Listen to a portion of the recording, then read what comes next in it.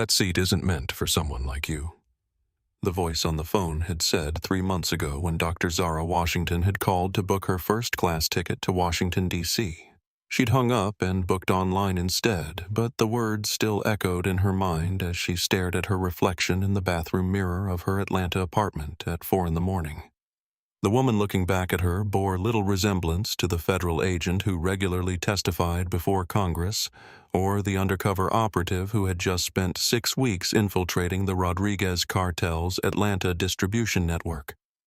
This morning, she looked like what she'd been designed to look like during her assignment, an ordinary college student in an oversized Howard University sweatshirt that had once belonged to her brother, Malik, faded jeans with authentic wear patterns from years of weekend use, and scuffed white sneakers that had seen better days. Zara pulled the sweatshirt closer around her shoulders, feeling the soft cotton that still somehow carried traces of Malik's cologne even after 16 years. Her brother had been wearing this exact sweatshirt the last time she saw him alive, standing outside their childhood home in East Atlanta, promising their mother he was getting clean. Promising Zara he'd be at her high school graduation the following month. He'd died of a fentanyl overdose 2 weeks later, another casualty in a war that Zara had spent the last 15 years of her life fighting from the inside. The apartment around her was modest but comfortable, filled with the accumulated treasures of a woman who traveled light but treasured meaningful connections. Framed photographs covered one wall, showing Zara's journey from a scared 18-year-old at the DEA Academy to the confident federal agent she'd become. There were pictures with fellow agents with grateful families whose loved ones she'd helped rescue from trafficking rings, with community leaders in neighborhoods where her work had made a difference. But the largest frame held a photo of Malik at 22, grinning beside his beat-up Honda Civic, unaware that his life would end just 3 years later in a motel room off Highway 85. Her phone buzzed with an incoming call from Director Sarah Martinez, her mentor, and the woman who had recruited her straight out of Georgia State University's criminal justice program. "You ready for today, Zara?" Sarah's voice carried the warmth of someone who had watched a promising young agent grow into one of the DEA's most effective undercover operatives. This testimony could change everything we know about cartel operations in the Southeast. Zara moved to her kitchen automatic coffee maker, already brewing the dark roast that had become essential fuel for the pre-dawn calls and late-night surveillance that defined her work. "I've been ready for this since Malik died," she replied, surprising herself with the raw honesty in her voice. Usually she kept her personal motivation buried beneath layers of professional training and emotional armor. The Rodriguez network has been responsible for over 300 overdose deaths in Atlanta alone this year, and we finally have enough evidence to take down their entire operation. The evidence was contained in 3 encrypted hard drives currently locked in her apartment safe, along with recorded conversations, financial records, and witness statements that represented 6 weeks of the most dangerous undercover work of her career. She'd posed as a college dropout, looking to make quick money, infiltrating drug distribution networks that moved product from Mexican cartels through Atlanta and up the East Coast to major metropolitan areas. The work had required her to witness horrors that would haunt her dreams, to stay silent, while people destroyed their lives with substances that generated millions in profit for criminals who viewed addiction as a business model. But today's testimony before a joint congressional committee would make it all worthwhile. The evidence she carried would expose corruption that reached from street-level dealers to high-ranking officials who had been paid to look the other way. More importantly, it would provide the legal foundation for raids that were already being planned across 4 states' operations that could dismantle one of the most sophisticated drug networks operating in the United States. Zara pulled her travel documents from the kitchen counter, reviewing her boarding pass for the 7th time since printing it the night before. Seat 2. A first-class Atlanta to Washington, D.C., departure time 8:15 a.m. She'd requested first class not out of luxury but out of necessity, needing the privacy and quiet to review her testimony notes during the 3-hour flight. The congressional hearing was scheduled for 2 p.m., giving her just enough time to reach the Capitol meet with prosecutors and prepare for what would likely be the most important 90 minutes of her professional career. She packed methodically, placing her laptop and files in a secure briefcase that never left her side during travel. The Howard University sweatshirt wasn't just sentimental comfort, it was tactical camouflage. Her assignment had required her to blend into environments where a well-dressed federal agent would stand out like a beacon. College campuses, music venues, apartment complexes where young people gathered to buy drugs and pretend they weren't slowly destroying their futures. The clothes that had kept her safe during 6 weeks of undercover work would serve their purpose for just a few more hours. As she prepared to leave, Zara paused at the photograph of Malik, touching the glass gently with her fingertips. "Today's the day, big brother," she whispered. "Today, we start making the people who killed you pay for what they've done." The morning sun was just beginning to filter through her apartment windows as she grabbed her keys and headed for the door, carrying with her the weight of justice delayed but not denied, and the hope that her brother's death might finally serve a purpose larger than the grief it had created. Hartsfield Jackson. Atlanta International Airport at 6 in the morning was a study in controlled chaos. Thousands of travelers moving through security checkpoints and concourses with the practiced efficiency of people who had learned to navigate one of the world's busiest transportation hubs. The massive terminal complex stretched in every direction, filled with the sounds of rolling luggage, departure announcements echoing through cavernous spaces and conversations in dozens of languages as passengers made their way to gates that would carry them to destinations across the globe. Madison Pierce adjusted her airline uniform for the third time in 10 minutes, smoothing the navy blue blazer that bore her name tag and 8 years of service pins with the kind of attention to detail that came from knowing supervisors were always watching. At 29, she carried herself with the brittle confidence of someone who had learned that power, even the small amount wielded by an airline gate agent, was something to be protected and exercised carefully. Her platinum blonde hair was pulled back in a regulation bun so tight it seemed to stretch the skin around her eyes, and her makeup was applied with precision that suggested someone who used appearance as both armor and weapon. The past 6 months had been brutal for Madison in ways that had nothing to do with her job performance, but everything to do with her sense of self-worth. Her divorce from Michael had been finalized in February, leaving her with sole custody of 8-year-old Emma, but also with legal bills that consumed most of her paycheck and an ex-husband who seemed to take pleasure in pointing out her failures as both wife and mother. The custody arrangement meant Madison worked early shifts to be home when Emma got out of school, but it also meant dealing with passengers when she was tired, stressed, and increasingly resentful of people who seemed to have the kind of financial security that allowed them to book first-class seats without worrying about whether they could afford groceries that week. Madison's supervisor, Robert Hayes, had called her into his office the previous Friday for what he'd termed a performance conversation, but what felt more like a warning disguised as professional development.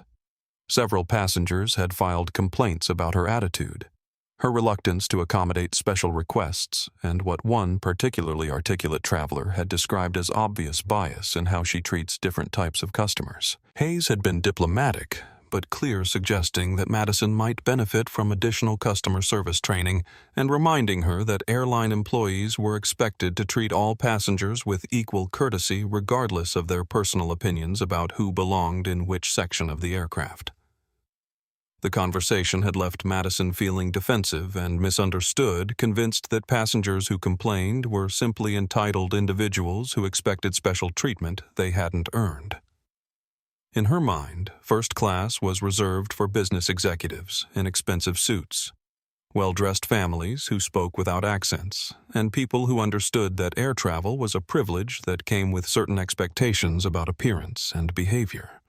She'd worked her way up from customer service representative through sheer persistence and what she privately called maintaining standards, though others might have recognized it as something less noble. Kevin Chen had been working airport security for 8 months, long enough to recognize the patterns of morning rush hour, but still new enough to feel the weight of responsibility that came with wearing a badge and carrying the authority to detain or arrest travelers who posed threats to public safety.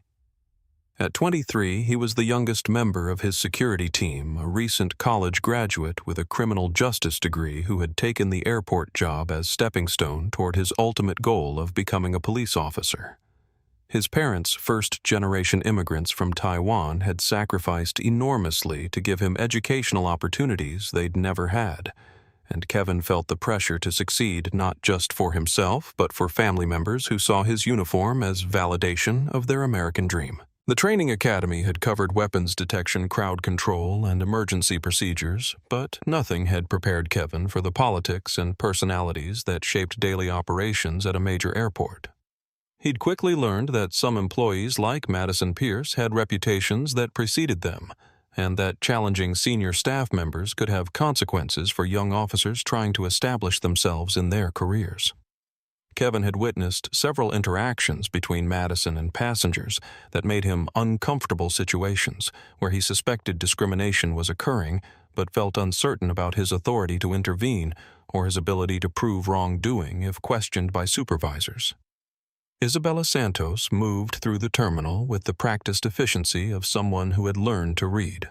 Crowds anticipate problems and manage the complex logistics of getting 300 passengers safely from departure gate to destination city. At 31, she was a senior flight attendant with the airline, having worked her way up from domestic routes to international flights that took her to destinations around the world. Her experience had taught her to recognize the subtle signs of tension, discrimination, and conflict that could turn routine travel into viral social media disasters for airlines that failed to protect their passengers' dignity. Isabella had grown up in El Paso, the daughter of parents who had immigrated from Mexico with dreams of providing their children with opportunities they'd never had themselves. She'd gotten into aviation because she loved meeting people from different cultures and seeing the world, but she'd stayed because she believed in the possibility of making travel more welcoming and inclusive for passengers who faced discrimination based on their appearance, accent, or perceived social status. Over the years, she'd filed numerous reports about incidents she'd witnessed, though she'd learned that corporate responses ranged from sympathetic acknowledgement to suggestions that she focus on her own responsibilities rather than involving herself in situations outside her authority. David Harrison adjusted his Brioni suit jacket as he reviewed emails on his phone, multitasking in the way that had made him successful as a management consultant, but sometimes blind to the experiences of people whose lives looked nothing like his own.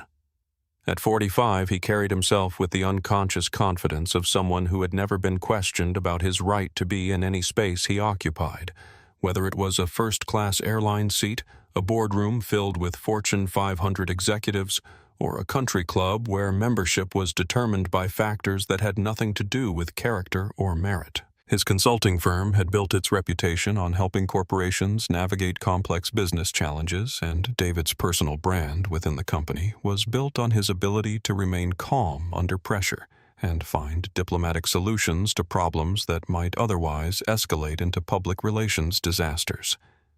He traveled frequently for work, often in first class, and had developed relationships with flight crews and gate agents who recognized him as a valued customer whose needs should be anticipated and accommodated without question. The possibility that other passengers might not receive the same level of respect had simply never occurred to him, not because he was malicious, but because privilege often rendered itself invisible to those who possessed it. Amara Johnson sat near a charging station at gate B15, her phone in hand and her social media instincts finely tuned to recognize moments that might resonate with her 50,000 TikTok followers. At 19, she was a sophomore at Spelman College, studying communications and social justice, using her platform to document instances of discrimination and inequality that older generations might prefer to ignore or handle through private conversations rather than public exposure. Her content ranged from educational videos about civil rights history to real-time documentation of bias she witnessed while traveling between her family home in Memphis and her college campus in Atlanta. Amara had learned early that social media could be a powerful tool for accountability, capable of bringing national attention to local injustices and forcing institutions to respond to problems they might otherwise dismiss or cover up. Her followers trusted her judgment about what deserved amplification, and she'd developed an instinct for recognizing moments when someone's dignity was being violated in ways that reflected broader patterns of discrimination rather than isolated misunderstandings. As she charged her phone and scrolled through her timeline, she had no idea that the next hour would provide her with the most important content she'd ever created. The morning storm clouds that had been building over Atlanta since dawn were beginning to cast shadows across the airport's massive windows as Zara Washington approached Gate B-17, her boarding pass secured in the front pocket of Malik's old sweatshirt, along with her federal credentials and the weight of a mission that could change hundreds of lives. The departure board showed her flight to Washington, D.C. on schedule despite weather warnings that had delayed several other morning departures, and she felt the familiar mixture of anticipation and anxiety that preceded every important testimony she'd given during her 15-year career with the DEA. The boarding area was crowded with the usual mix of business travelers, families, and individuals whose stories remained hidden behind the masks of professional competence or tourist excitement that people wore while navigating public spaces. Zara had learned during her years of undercover work to read these crowds carefully, identifying potential threats, exits, and allies based on subtle cues of body language, dress, and behavior that most people processed unconsciously if they noticed them at all. Madison Pierce stood behind the gate podium like a sentinel guarding access to privileges she believed should be carefully rationed, based on criteria that had nothing to do with airline policy and everything to do with her personal judgments about who belonged in premium cabin seats. Her eyes swept across the gathering passengers with the calculating assessment of someone who had spent years categorizing travelers according to her own internal hierarchy of worthiness, and when her gaze settled on Zara, something shifted in her expression that was subtle but unmistakable to anyone who had learned to recognize the early warning signs of discrimination. The interaction began with what appeared to be routine customer service, Madison's voice carrying the practiced cheerfulness that airline employees used when addressing passengers they respected. "Good morning, folks. We'll begin boarding for Flight 847 to Washington, D.C. in just a few minutes. First class and elite status passengers, please have your boarding passes and identification ready." But her eyes remained fixed on Zara with an intensity that suggested she'd already identified a problem that needed to be addressed before boarding could proceed smoothly. Isabella Santos was conducting her pre-flight inspection of the aircraft when she noticed the unusual energy around the gate area, the kind of tension that experienced flight crews learned to recognize as potential indicators of problems that might affect passenger safety or airline operations. She paused near the jet bridge entrance, close enough to observe but far enough away to avoid appearing to eavesdrop on conversations between gate agents and passengers, a position that had allowed her to witness numerous incidents over the years that never made it into official reports. Kevin Chen was completing his security patrol of the B concourse when he noticed the growing crowd around Gate B-17 passengers clustering closer than usual to the boarding area, as if they sensed that something interesting was about to unfold. His training had taught him to pay attention to changes in crowd dynamics, unusual passenger behavior, or situations that might require security intervention. Though he'd learned through experience that determining when to act and when to observe required judgment that wasn't always covered in academy instruction manuals. David Harrison had been absorbed in reviewing presentation materials for his afternoon meeting when he became aware of an unusual conversation taking place ahead of him in the first-class boarding line. As someone who traveled frequently and had observed hundreds of routine passenger-agent interactions, he could sense that this exchange was different from the typical verification of documents and seat assignments that preceded most flights, though he couldn't immediately identify what was creating the tension he felt building in the air around him. Amara Johnson's social media instincts were triggered by the subtle shift in energy around the gate area, the way conversations quieted and passengers began to pay attention to something happening at the podium, rather than focusing on their phones, books, or travel companions. She moved closer to the boarding area, positioning herself where she could observe clearly while remaining unobtrusive. Her phone charged and ready because experience had taught her that moments of injustice often unfolded quickly and required immediate documentation to prevent later denial or minimization. Zara approached the gate podium with the calm confidence of someone who had testified before congressional committees, negotiated with cartel leaders, and survived 6 weeks undercover in some of Atlanta's most dangerous neighborhoods. She carried herself with the quiet authority that came from knowing she had every right to be wherever she chose to be, though she was also aware that her appearance might not match other passengers' expectations about who typically occupied first-class seats on morning flights to the nation's capital. Madison's initial assessment of Zara was based on assumptions that she'd developed over 8 years of working in customer service positions, where she'd learned to make quick judgments about passengers based on their appearance, clothing, and demeanor. The oversized university sweatshirt, faded jeans, and casual sneakers triggered immediate skepticism about whether this passenger truly belonged in the premium cabin, regardless of what her boarding pass might indicate about her paid seat assignment. The weather outside was deteriorating, with rain beginning to streak the massive terminal windows and lightning visible in the distance, creating an atmospheric backdrop that seemed to mirror the tension building between the two women who were about to engage in a confrontation that would change both their lives forever. Neither Zara nor Madison could have predicted how their next few minutes of interaction would spiral into a viral social media phenomenon that would spark national conversations about discrimination, dignity, and the power of individual courage to create institutional change. As first-class boarding was announced, and passengers began to form a line at the gate podium, Zara took her place behind David Harrison and in front of 2 other business travelers who were engaged in quiet conversation about their respective meetings in Washington. She pulled her boarding pass from her sweatshirt pocket, the document clearly showing her seat assignment in first class, paid for by the DEA, and representing her government's investment in ensuring she arrived in the Capitol rested and prepared for testimony that could impact federal drug policy for years to come.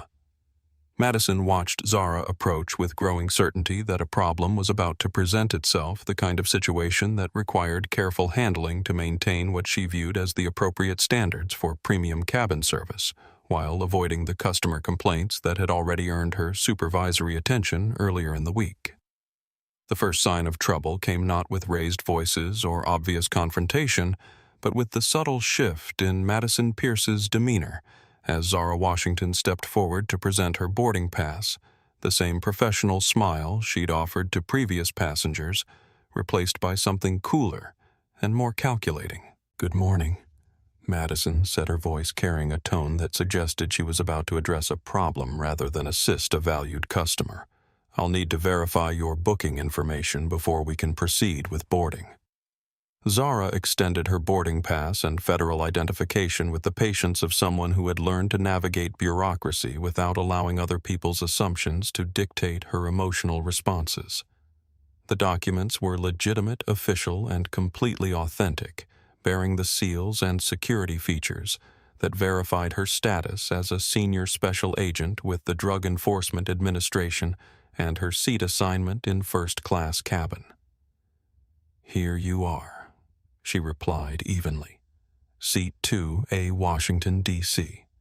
Madison accepted the documents, but instead of the quick scan and smile that had characterized her interactions with previous passengers, she began what appeared to be an unusually thorough examination of both the boarding pass and Zara's identification. She held the boarding pass up to the light, turned it over multiple times, and squinted at details that should have been immediately apparent to someone with 8 years of experience processing passenger documents. She murmured loudly enough for nearby passengers to hear. "There seems to be some kind of irregularity here." The passengers in line behind Zara began to shift uncomfortably, some checking their phones while others exchanged glances that suggested they were witnessing something unusual. David Harrison, who had been absorbed in reviewing his meeting notes, looked up from his phone and noticed the extended delay at the podium, the kind of holdup that was uncommon during routine first-class boarding procedures. His business travel experience had taught him to recognize the rhythm of normal gate operations, and whatever was happening ahead of him fell outside those familiar patterns. Kevin Chen, who had been observing from his position near the security checkpoint, noted the growing cluster of passengers around Gate B-17 and began moving closer to assess whether the situation required security intervention. His training had emphasized the importance of recognizing potential conflicts before they escalated, though he'd also learned that intervening too quickly in airline operations could create complications with employee relations and supervisory oversight. Amara Johnson had positioned herself near a charging station with clear sight lines to the gate podium, her phone fully charged, and her instincts telling her that the interaction she was witnessing had the potential to become something significant. The unusual amount of time being spent on document verification, combined with the visible discomfort of other passengers, suggested that discrimination might be occurring in real time, the kind of situation that her followers expected her to document and amplify through social media platforms. Isabella Santos had finished her pre-flight preparations, but remained near the jet bridge entrance where she could observe the boarding process while staying within the boundaries of her professional responsibilities.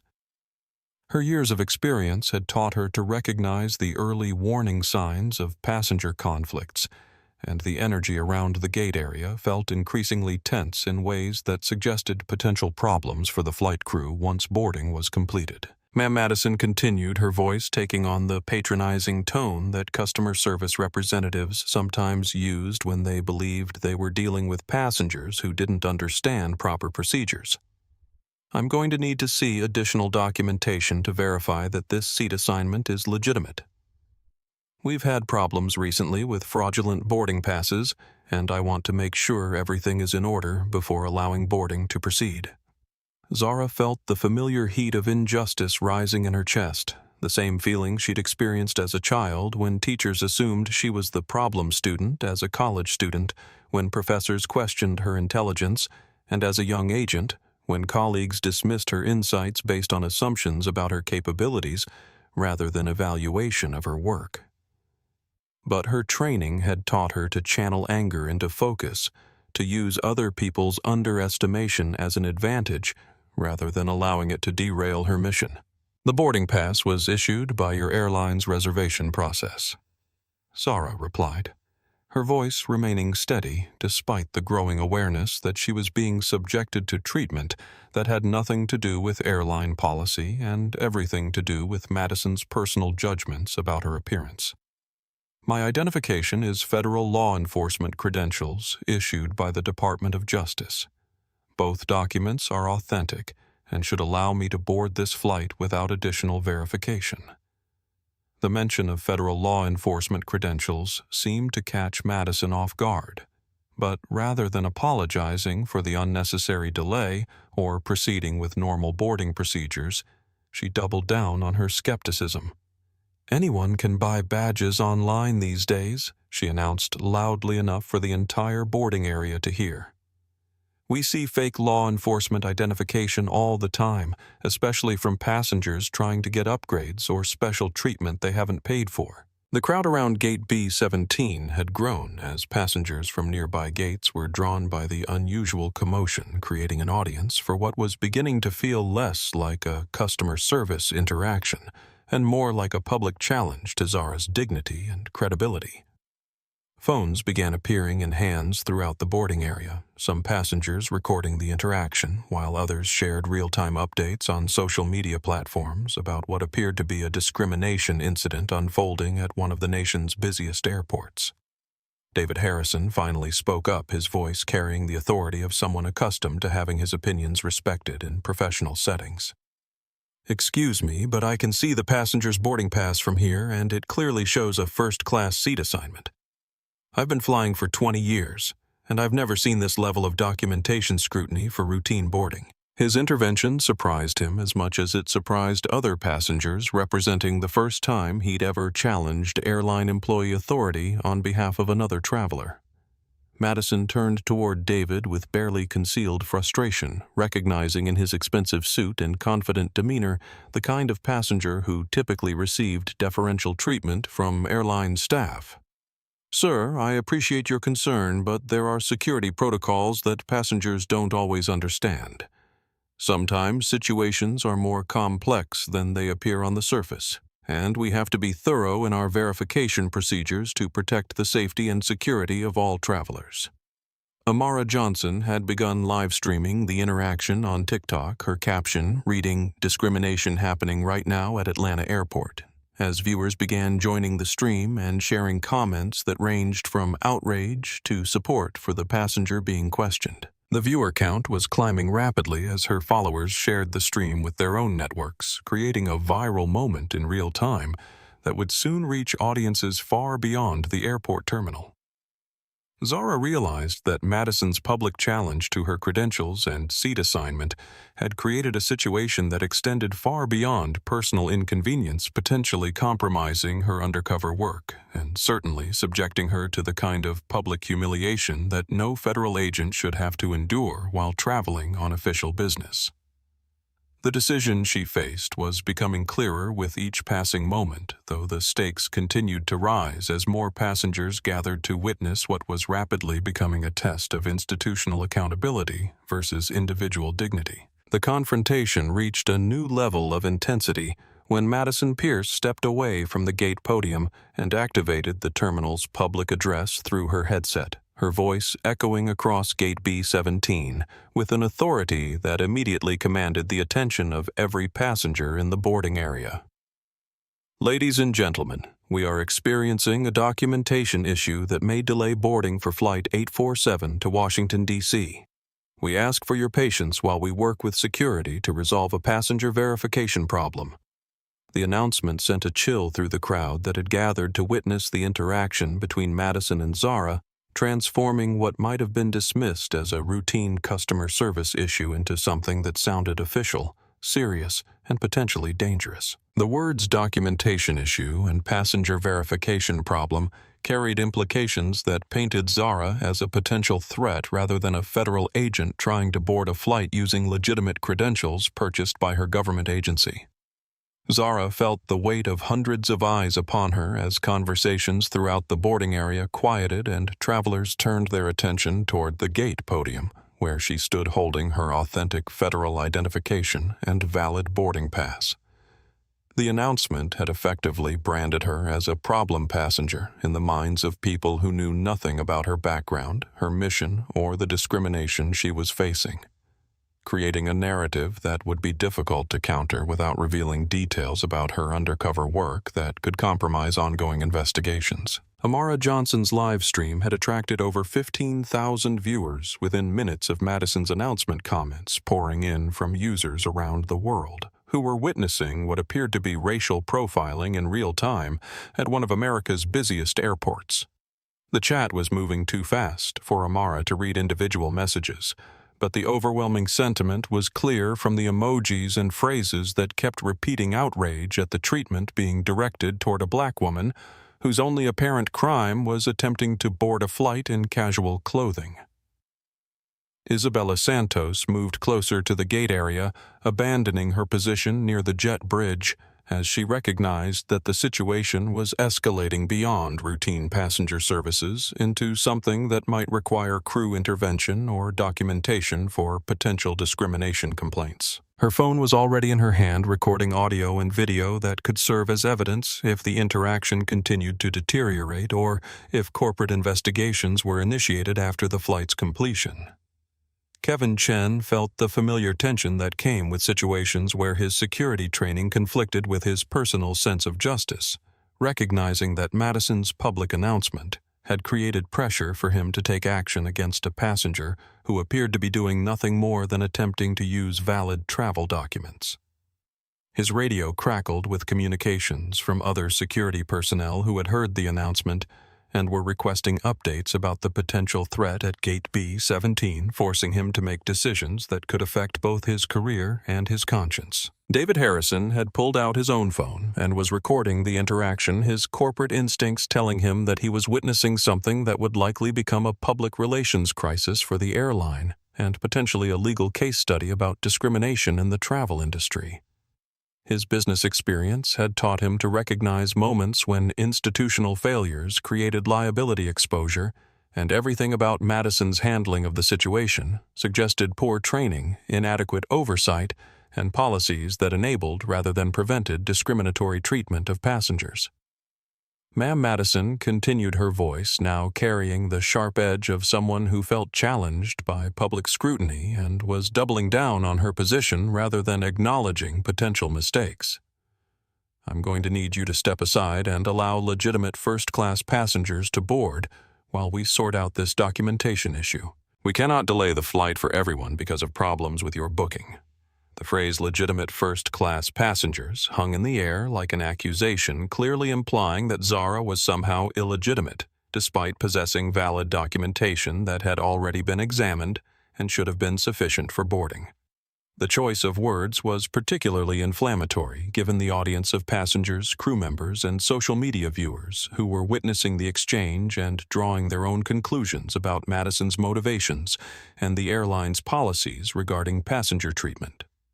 Zara's federal training had prepared her for hostile interrogations, dangerous undercover situations, and testifying before congressional committees, but nothing in her experience had quite prepared her for the public humiliation of being branded as fraudulent while attempting to board a flight using credentials that represented 15 years of dedicated service to her country. The anger she felt was not just personal but professional.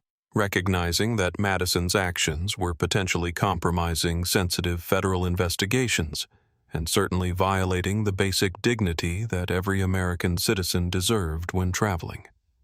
I am a legitimate passenger, Zara replied, her voice carrying the controlled authority of someone accustomed to commanding respect in difficult situations. I have presented valid federal identification and a boarding pass for Seat 2A that was purchased by the Department of Justice for official travel. Your continued refusal to process my documents and your public suggestions that my credentials are fraudulent constitute harassment and potentially illegal discrimination. The legal terminology in Zara's response seemed to register with Madison as a potential escalation that might have consequences beyond the immediate boarding situation, but rather than de-escalating her approach, she chose to interpret Zara's knowledge of discrimination law as further evidence that she was dealing with a problematic passenger who posed some kind of threat to airline operations. Security Madison called into her radio, her voice loud enough for passengers throughout the boarding area to hear clearly. I need immediate assistance at Gate B-17. We have a passenger who is being aggressive and threatening, refusing to comply with verification procedures and using intimidating language toward airline personnel. The false characterization of Zara's professional and measured responses as aggressive and threatening represented a dangerous escalation that transformed a discrimination incident into something that could potentially result in arrest, criminal charges, and the kind of violent confrontation that had tragically cost other Black Americans their lives when authority figures chose to perceive normal behavior as threatening based on racial stereotypes and unconscious bias. Kevin Chen's radio immediately began buzzing with communications from his supervisors requesting immediate assessment and response to the reported threat at Gate B-17, creating pressure for him to take action against Zara without having witnessed any behavior that would justify security intervention under normal circumstances. His position as the security officer closest to the incident meant that his next few decisions could determine whether the situation escalated into something that might end with handcuffs, arrests, or worse. Amara Johnson's live stream had reached over 30,000 viewers, with major social media influencers beginning to share the content and news outlets monitoring viral trends, starting to take notice of what appeared to be a textbook case of racial profiling occurring in real time at a major American airport. The comments section had become a flood of people sharing their own experiences with travel discrimination, creating a community of witnesses who were invested in seeing justice served for the woman being mistreated at Gate B-17. The moment that transformed a discrimination incident into a potential life-threatening situation came when Madison Pierce, feeling cornered by the growing crowd of witnesses, the viral social media attention, and Zara Washington's calm refusal to be intimidated, made a decision that would haunt her for the rest of her life. She keyed her radio again, her voice carrying across the boarding area with deadly seriousness. Security, upgrade this to code red. Passenger at Gate B-17 is armed and dangerous, making threats against airline personnel, possible terrorist activity. The words armed and dangerous and terrorist activity sent shockwaves through the boarding area that extended far beyond the immediate crowd of passengers waiting to board Flight 847. Within seconds, Kevin Chen's radio exploded with communications from airport security, TSA personnel, and law enforcement agencies that monitored terrorist threats at one of the nation's most critical transportation hubs. The false alarm that Madison had triggered would result in response protocols designed for genuine national security emergencies, putting Zara's life in immediate danger, from officers trained to neutralize threats with lethal force if necessary. Zara felt the familiar weight of her concealed service weapon against her ribs, standard equipment for federal agents traveling on official business, but now, potentially, the instrument of her own destruction, if responding officers perceived any movement toward her holster as confirmation of Madison's fabricated threat assessment. Her training kicked in immediately, her hands moving slowly and visibly away from her body, her posture shifting to the non-threatening stance she'd learned for situations where law enforcement might mistake her for a criminal rather than a colleague. The boarding area began to clear as passengers moved away from what they now perceived as a potential terrorist incident, parents pulling children behind cover, while business travelers grabbed their luggage and sought distance from the gate podium, where Zara remained standing with her boarding pass and federal credentials still in her hands. The atmosphere of routine travel was replaced by the electric tension of a security crisis, complete with the sound of running feet as armed officers responded to Madison's false alarm.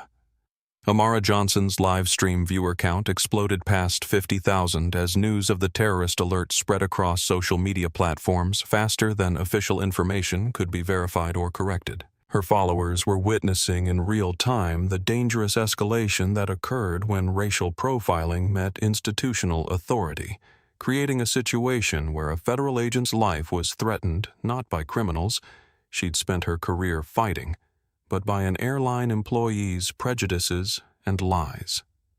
Isabella Santos had moved close enough to the gate podium to hear Madison's radio communications clearly, and she immediately understood that a grave injustice was unfolding that could result in tragedy if allowed to continue. Her phone was recording everything, capturing audio evidence that could prove Madison's false report if legal proceedings followed, but she also recognized that documentation might be meaningless if Zara was killed by officers responding to fabricated terrorist threats. Kevin Chen was the first security officer to reach Gate B-17, arriving to find Zara standing calmly with her hands visible and her posture non-threatening, nothing about her demeanor, suggesting the armed and dangerous terrorist that Madison had described over the radio. His training and his conscience were in direct conflict as additional officers arrived behind him, their weapons drawn and their adrenaline elevated by communications, suggesting they were responding to an active threat scenario. Ma'am Kevin called out, his weapon still holstered, but his hand resting on the grip as protocol required when responding to armed subject calls. "I need you to keep your hands where I can see them and follow my instructions exactly. Do not make any sudden movements." His voice carried the professional calm of someone trained to de-escalate dangerous situations, but the very need to give such commands to a federal agent attempting to board a legitimate flight highlighted the absurdity and injustice of what Madison's false report had created. David Harrison found himself in the position of being one of the few passengers who had witnessed the entire interaction from its beginning, making him a crucial witness to the discrimination that had preceded Madison's false terrorism report.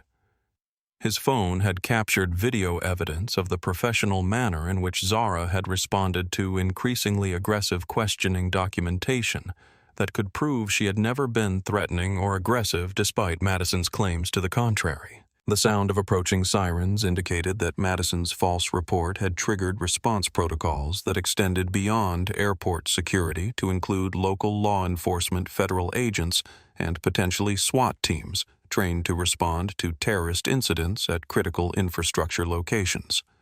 What had begun as a routine boarding procedure was rapidly becoming a multi-agency incident that would require extensive investigation and could result in criminal charges against Madison for filing false police reports about terrorist activity.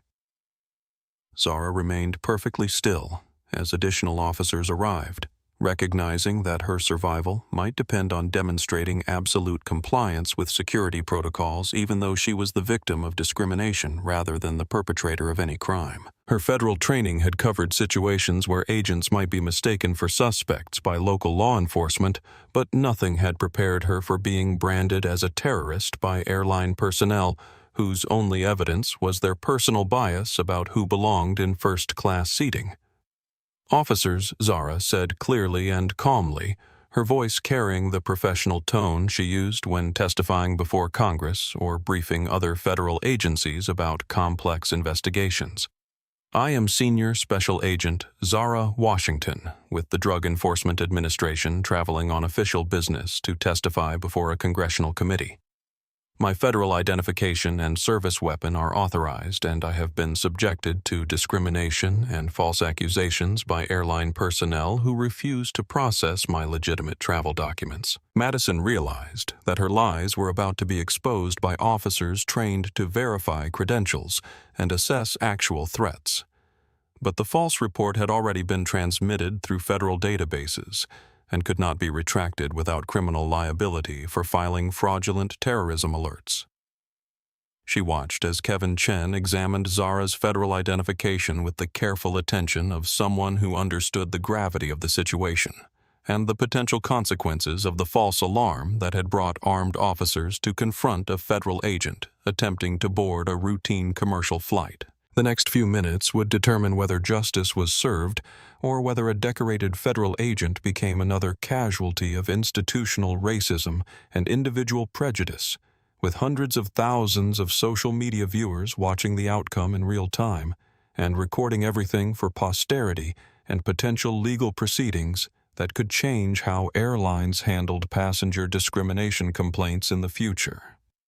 Officer Patricia Murphy arrived at Gate B-17 with 23 years of law enforcement experience that had taught her to read situations quickly and accurately, separating genuine threats from false alarms that wasted resources and endangered innocent people. She took one look at Zara Washington standing calmly with her hands visible and her posture completely non-threatening, then at Madison Pierce, who appeared agitated and defensive in ways that didn't match someone who had just reported a legitimate terrorist incident and immediately understood that she was dealing with a discrimination complaint that had been falsely escalated into a security crisis.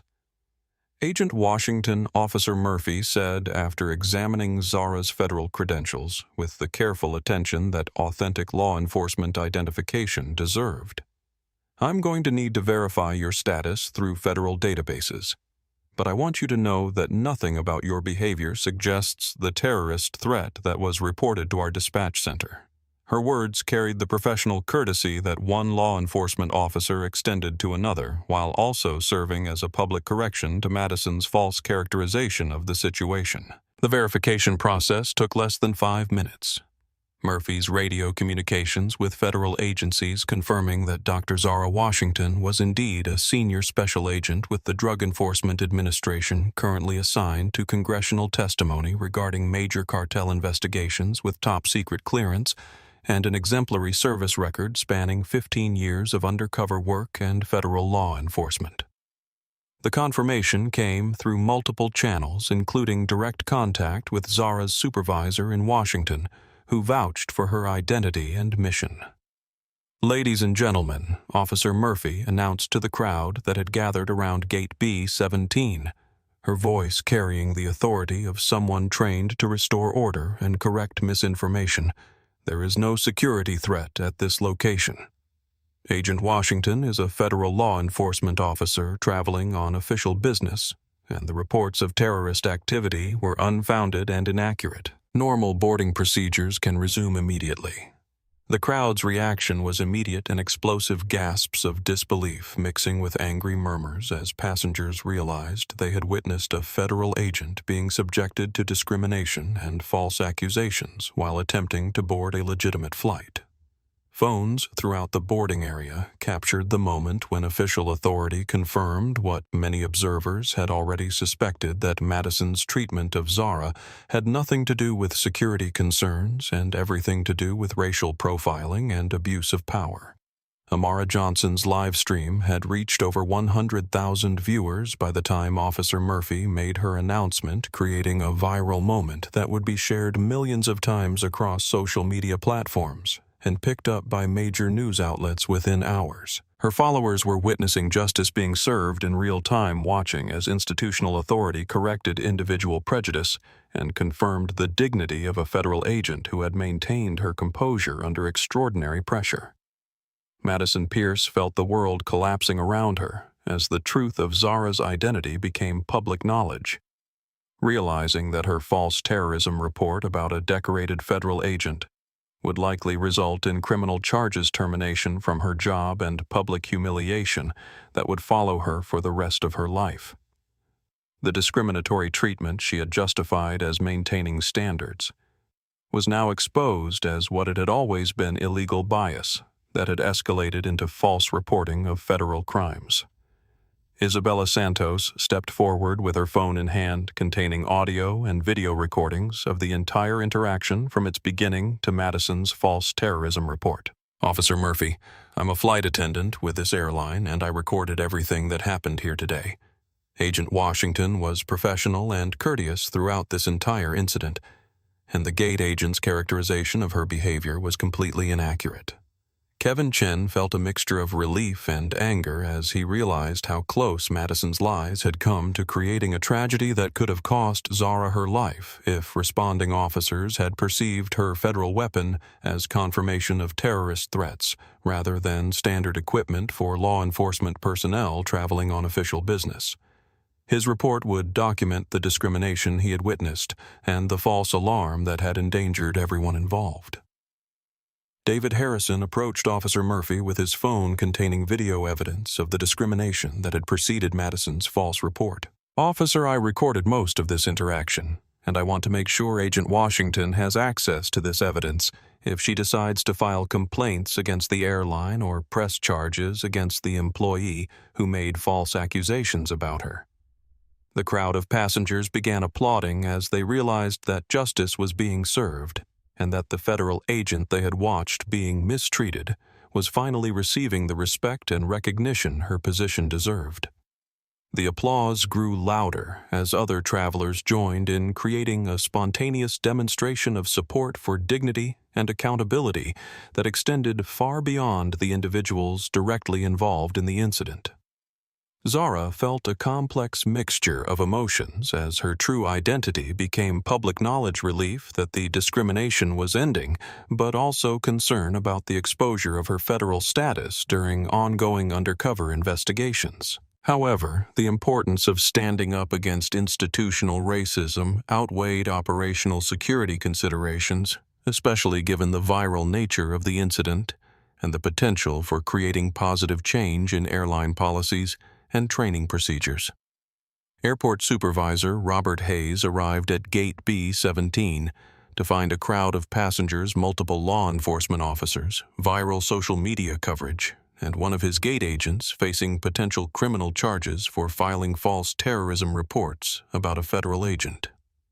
His immediate priority was damage control for the airline's reputation, but he also recognized that institutional changes would be necessary to prevent similar incidents in the future.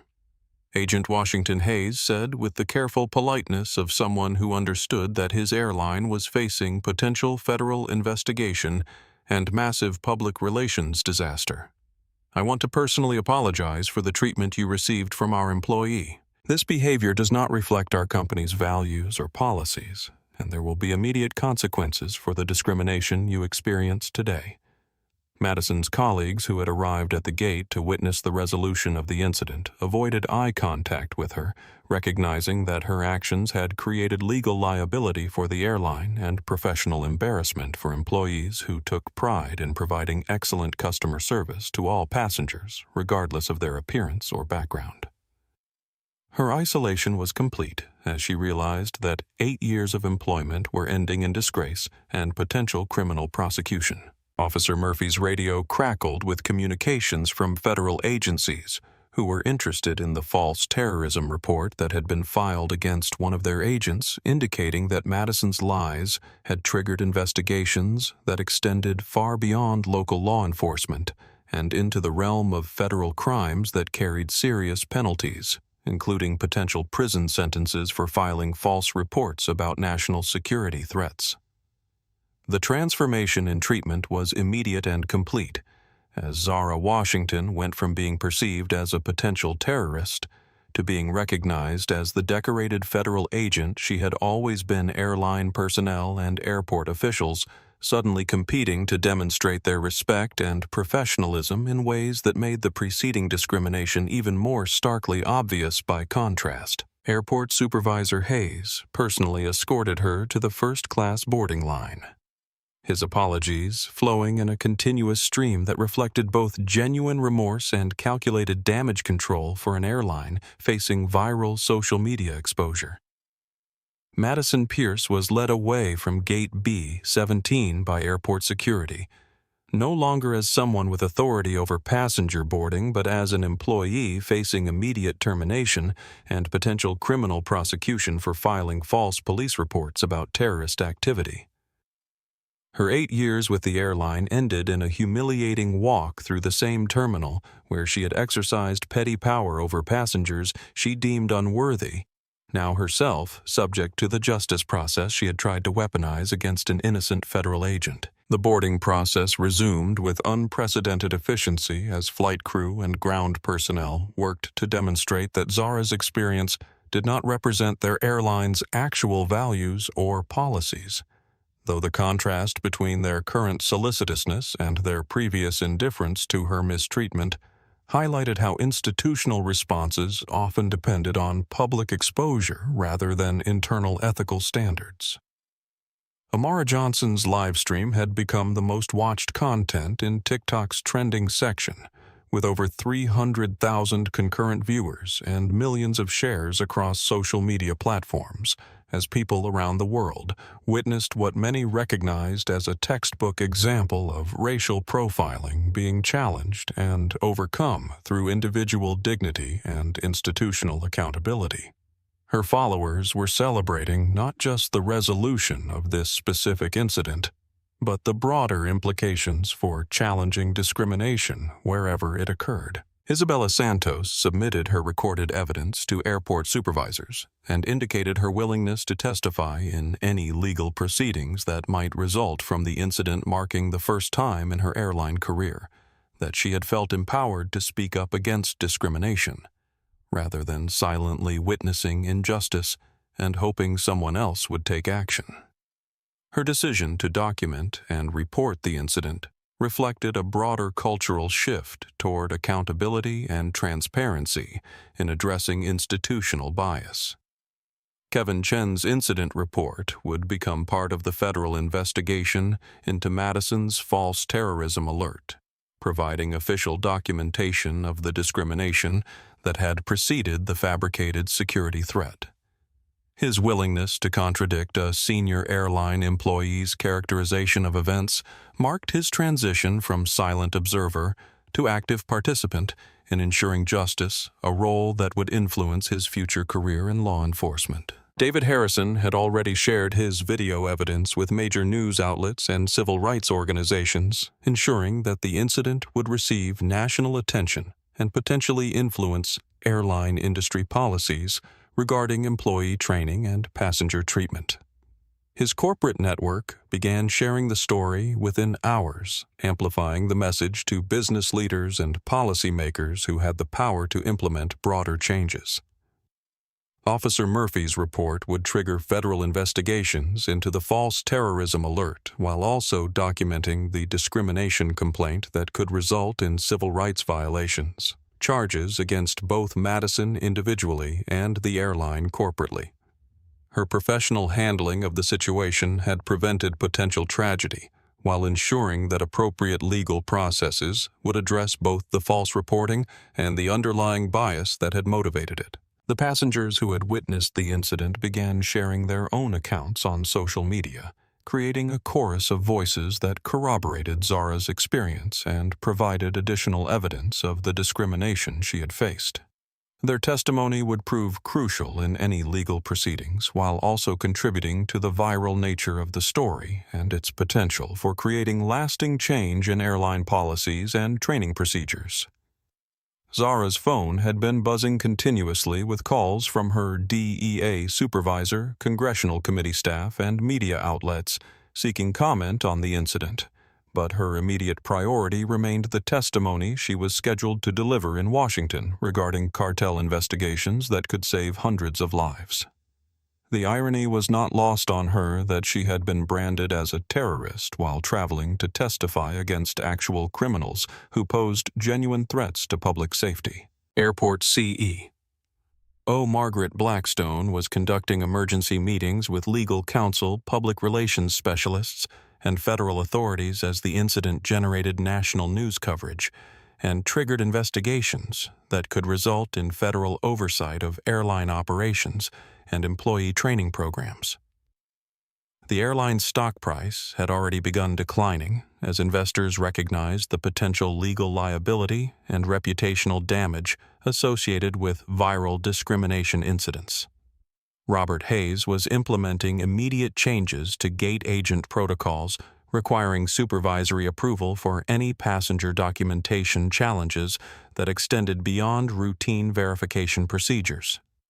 The policy changes were reactionary rather than proactive, addressing the immediate crisis rather than the underlying cultural issues that had enabled Madison's discriminatory behavior to continue unchallenged for years. The flight to Washington, D.C. departed with Zara in her assigned first-class seat, receiving a standing ovation from passengers who recognized her courage and dignity throughout the ordeal.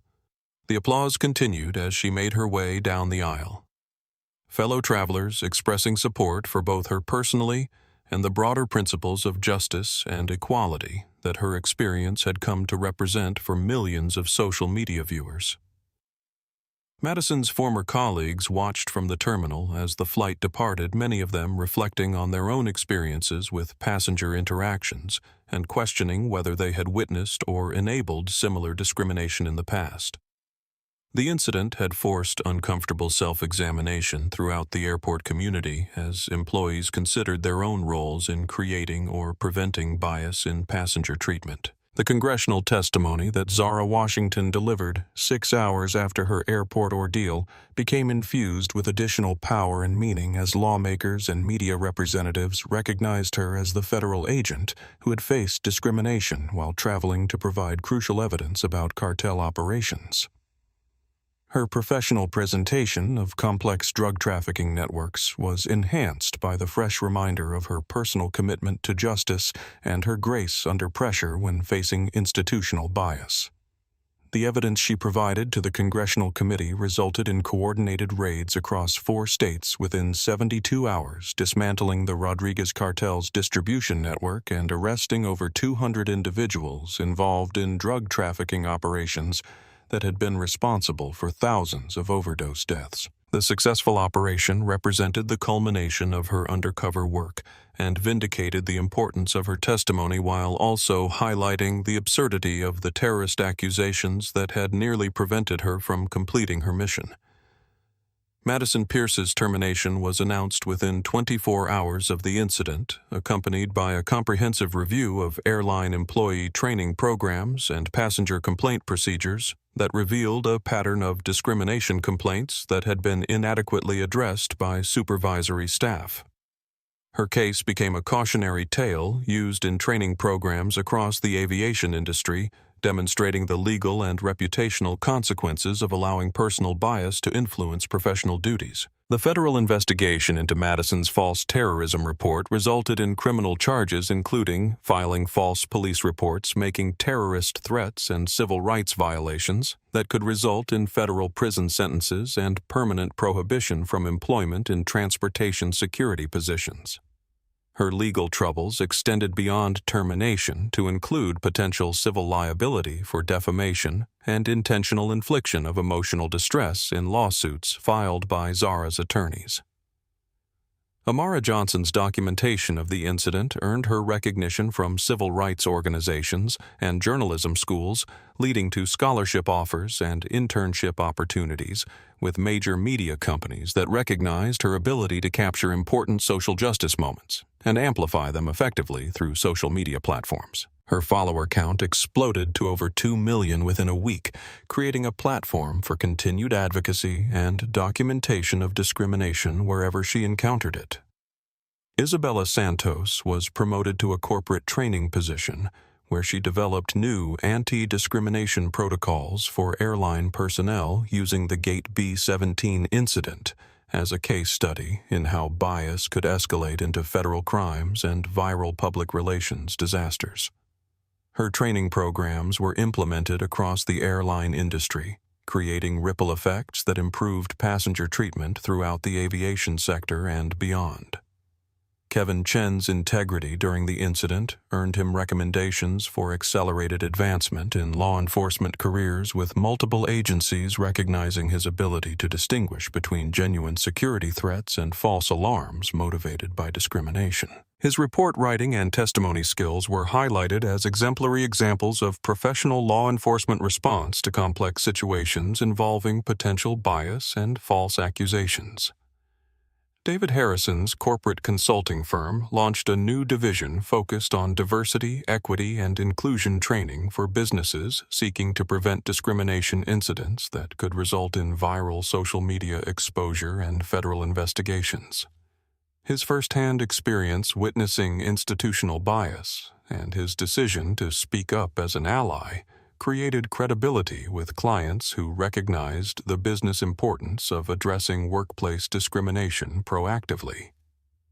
Officer Murphy's professional handling of the incident was recognized by her department and used as training material for law enforcement agencies nationwide, demonstrating how experienced officers could quickly assess situations involving false alarms while protecting the rights and safety of all individuals involved. Her career advancement was accelerated by supervisors who valued her judgment and integrity in complex situations.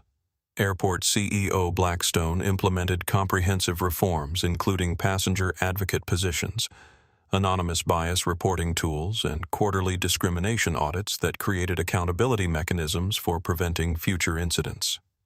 The airline's response was studied by industry analysts and civil rights organizations as an example of how corporations could respond constructively to viral discrimination incidents rather than simply managing public relations damage.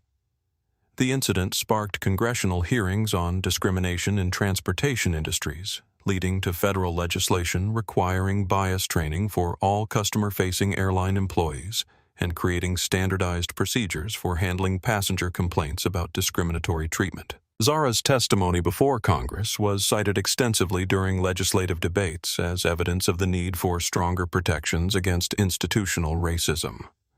Social media analysis of the incident revealed that it had been viewed over 50 million times across all platforms within the first month, making it one of the most watched discrimination incidents in social media history and creating lasting cultural impact that influenced public awareness of racial profiling and institutional bias.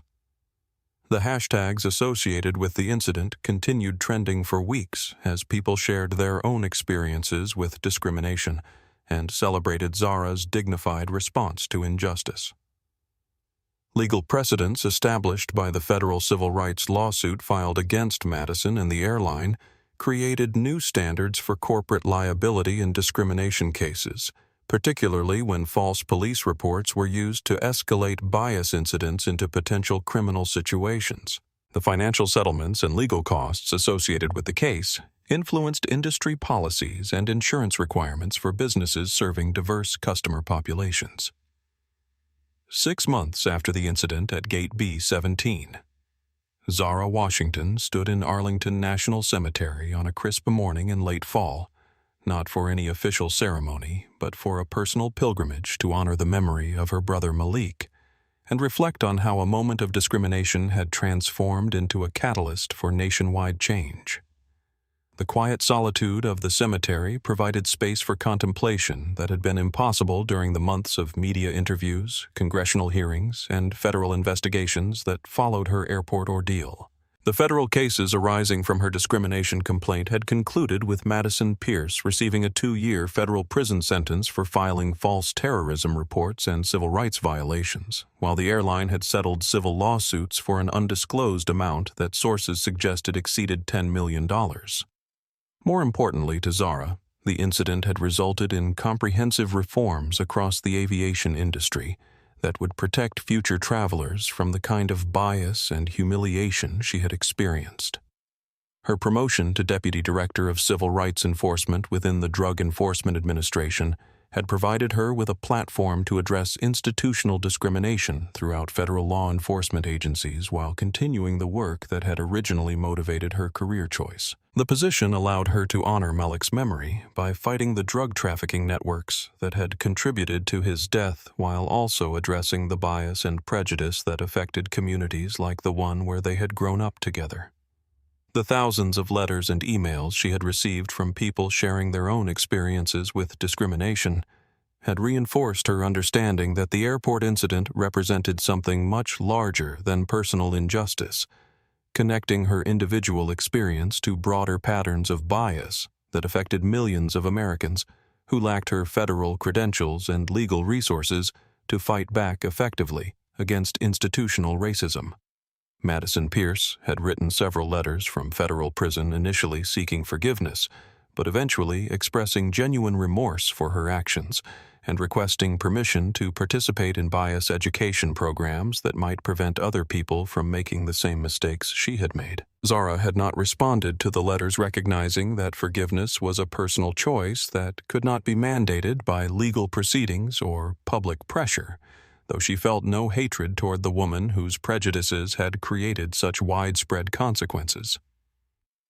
The scholarship fund that had been established with proceeds from Zara's book advance and speaking fees had provided educational opportunities for over 200 young people from communities affected by both drug violence and discrimination, creating positive outcomes from the negative experience of airport bias, while honoring Malik's memory through investment in future generations who might avoid the paths that had led to his destruction. Kevin Chen had graduated from the police academy with honors and was working as a community policing officer in Atlanta, using the incident at Gate B-17 as part of his own training presentations about recognizing and addressing bias in law enforcement situations. His career had been launched by his integrity during the airport incident, proving that doing the right thing often created unexpected opportunities for those willing to stand up for justice. Isabella Santos had become the airline industry's leading expert on bias prevention and passenger rights. Her training programs implemented by carriers worldwide and credited with significant reductions in discrimination complaints and viral social media incidents. Her transformation from silent observer to vocal advocate demonstrated how individual courage could create institutional change when supported by appropriate platforms and resources. David Harrison's consulting business had grown exponentially as corporations recognized the business necessity of addressing workplace bias proactively rather than reactively. His first-hand experience as a witness to discrimination providing credibility that purely academic approaches could not match. His family had used the incident as a teaching moment about privilege responsibility and the importance of speaking up when witnessing injustice. Amara Johnson had received a full scholarship to study journalism and civil rights law at Howard University. Her social media documentation of the airport incident having launched a career in advocacy journalism that focused on exposing and challenging institutional discrimination wherever it occurred. Her continued documentation of bias incidents had led to policy changes at multiple organizations and reinforced the power of citizen journalism in holding institutions accountable. The personal growth that each individual experienced through their connection to the incident demonstrated how moments of injustice could become catalysts for positive change when people chose to respond with courage, integrity, and commitment to principles larger than their immediate self-interest. The ripple effects continued expanding as the story was shared in training programs, college courses, and community discussions about bias, privilege, and the responsibility to act when witnessing discrimination. 2 years after the discrimination incident at Atlanta's Hartsfield-Jackson International Airport, the changes implemented throughout the aviation industry had fundamentally altered how airlines approached customer service training, bias prevention, and passenger complaint resolution, creating lasting improvements that protected millions of travelers from experiencing the kind of humiliation and false accusations that Zara Washington had faced at Gate B-17. The Federal Aviation Administration had mandated comprehensive bias training for all customer-facing airline employees with annual recertification requirements and random audits to ensure compliance with anti-discrimination policies that were developed using the airport incident as a primary case study. Airlines that failed to meet the new standards faced federal oversight, financial penalties, and potential loss of operating licenses, creating powerful incentives for proactive compliance rather than reactive damage control. Isabella Santos had been promoted to Director of Diversity and Inclusion for one of the nation's largest airline companies, overseeing training programs that had been implemented across the industry and credited with reducing discrimination complaints by over 60% within the first year of implementation. Her work had earned recognition from civil rights organizations and federal agencies as a model for how corporations could address institutional bias effectively and comprehensively. The congressional legislation sparked by Zara's testimony had created federal protections for travelers facing discrimination, including mandatory reporting procedures for bias, incidents, standardized investigation protocols, and financial penalties for airlines that failed to address discrimination complaints promptly and appropriately. The law had been named in honor of other civil rights pioneers, but Zara's experience provided the contemporary evidence that convinced lawmakers of the ongoing need for federal intervention. Madison Pierce had been released from federal prison after serving 18 months of her 2-year sentence, her early release contingent on participation in bias education programs and community service with organizations focused on civil rights education. Her experience had become part of training curricula used in customer service programs nationwide, demonstrating the personal and professional consequences of allowing prejudice to influence workplace decisions. Amara Johnson had graduated from Howard University with degrees in journalism and civil rights law.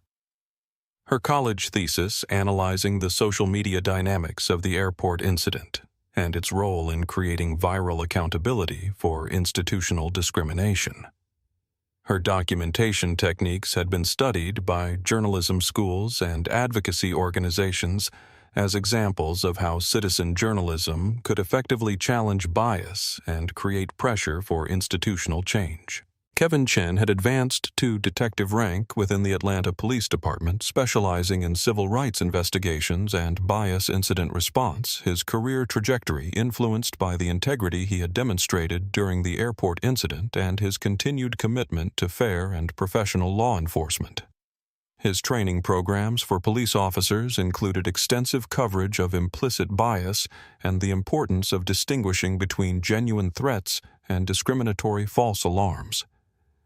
David Harrison's diversity consulting firm had expanded internationally, working with corporations and government agencies to implement bias prevention programs that addressed both conscious and unconscious discrimination in workplace settings. His business success had been built on the credibility he gained as someone who had witnessed discrimination firsthand and chosen to speak up rather than remaining silent, demonstrating the business case for active allyship in addressing institutional bias.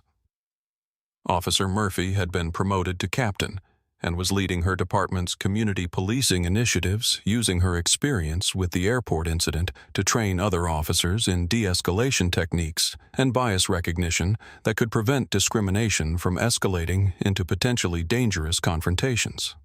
Her professional development had been accelerated by supervisors who recognized her judgment and integrity in complex situations involving racial dynamics. The airline industry's response to the incident had created new standards for customer service that extended beyond aviation to influence training programs in hospitality, retail, and other service industries, where customer-facing employees had opportunities to either perpetuate or challenge discriminatory treatment based on appearance, accent, or other personal characteristics that had nothing to do with legitimate business considerations. Academic researchers had conducted extensive studies of the incident and its aftermath, using it as a case study in how viral social media exposure could create accountability for institutional discrimination, while also examining the psychological and social factors that contributed to bias in customer service settings. The research had informed policy recommendations and training programs across multiple industries and government agencies. The financial settlements and legal precedents established by the civil rights litigation had influenced corporate risk management strategies, with businesses investing proactively in bias prevention training, rather than facing potentially catastrophic legal and reputational consequences from viral discrimination incidents. Insurance companies had begun requiring anti-discrimination training as a condition of coverage for businesses serving diverse customer populations. 5 years after her confrontation with discrimination at Gate B-17, Dr. Zara Washington sat in seat 2A of another first-class cabin, this time traveling to deliver the keynote address at a national civil rights conference where she would speak about the power of individual dignity to create institutional change and the responsibility that every person carries to challenge injustice wherever they encounter it in their daily lives. The young black girl across the aisle was traveling with her family, confidently presenting her boarding pass to flight attendants who treated her with the same courtesy and respect they offered to every passenger, a scene that might have been impossible just a few years earlier before the reforms triggered by viral social media accountability and federal legislation that had transformed airline industry practices regarding bias prevention and passenger treatment. As the plane prepared for takeoff, Zara reflected on the countless messages she continued to receive from people sharing their own experiences with discrimination, their stories of finding courage to speak up when witnessing injustice, and their gratitude for her example of maintaining dignity under pressure, while refusing to accept treatment that diminished her humanity or her rights as an American citizen traveling on legitimate business. The incident that had begun with one person's prejudice and escalated through institutional indifference had ultimately created positive change that extended far beyond the aviation industry, influencing training programs in schools, businesses, and government agencies, while demonstrating that individual courage could indeed challenge entrenched bias when amplified through social media platforms and supported by legal accountability mechanisms. Her upcoming speech would focus on the responsibility that every person carries to recognize discrimination when they witness it, to speak up for others who are being treated unfairly, and to understand that silence in the face of injustice serves only to perpetuate the problems that divide communities and undermine the principles of equality and dignity that should define American society in the 21st century. The transformation from victim of discrimination to advocate for civil rights had not been a path she had chosen voluntarily, but it had become a calling that honored her brother Malik's memory while creating opportunities for positive change that might prevent other families from experiencing the loss and pain that had motivated her federal law enforcement career and continued to drive her commitment to justice for all people regardless of their appearance or background. If this story moved you, it's because you recognize that discrimination still happens every day in airports, offices, schools, stores, and countless other places where people are judged by how they look rather than who they are or what they've accomplished.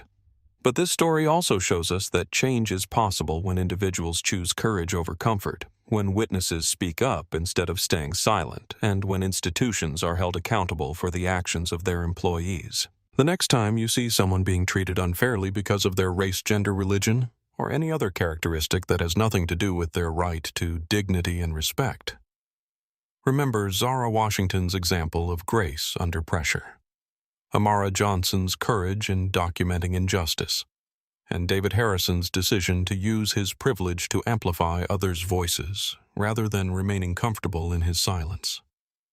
Share this story with people who need to understand that their actions matter, that their voices can make a difference, and that standing up for others is not just morally right but practically necessary for creating the kind of society where everyone can pursue their dreams without facing barriers based on prejudice and discrimination. Subscribe to our channel for more stories of real people fighting for justice.